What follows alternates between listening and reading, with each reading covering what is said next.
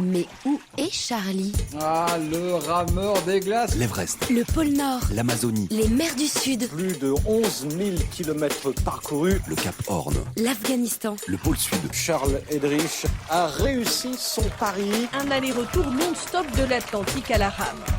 Où est Charlie? Aujourd'hui, 17 janvier 2015, je suis à Quilagua, au nord du Chili, un petit village de 120 personnes en plein désert de l'Atacama. Quilagua, d'après la NASA et le Guinness Book, c'est le village le plus sec du monde, dans le désert le plus aride. Les habitants n'ont pas vu une goutte d'eau depuis plus de 22 ans. Nous sommes là-bas avec Sylvain Bazin pour reconnaître, préparer et tester le matériel pour notre prochaine expédition. La traversée à pied, en autonomie de l'Atacama, 1400 km de désert sans assistance.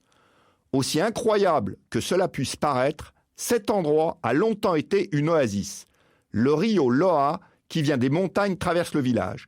Jusque dans les années 1990, l'agriculture était florissante, un coin de verdure avec des champs de luzerne et de maïs verdoyant.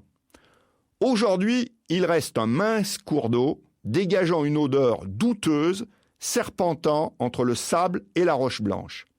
Nous purifions l'eau du rio avec les pastilles habituelles et buvons copieusement.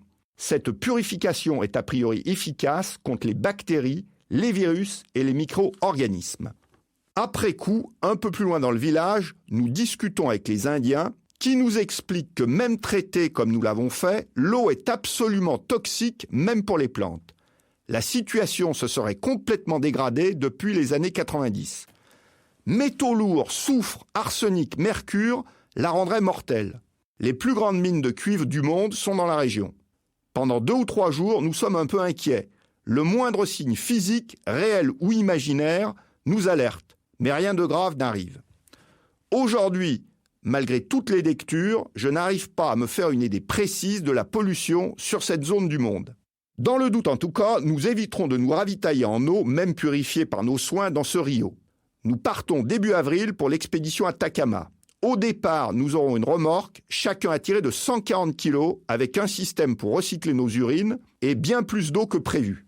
Il a fallu trouver un autre point d'eau naturel qui existe à peu près à mi-parcours, et cette eau, une fois traitée, est a priori potable. Mais où est Charlie? Première traversée du détroit de Bering. Les mers du Sud, Le Cap Horn, le passage du Nord-Ouest. En autonomie complète. Où est Charlie? Réponse la semaine prochaine. Retrouvez Charlie en podcast sur novaplanet.com.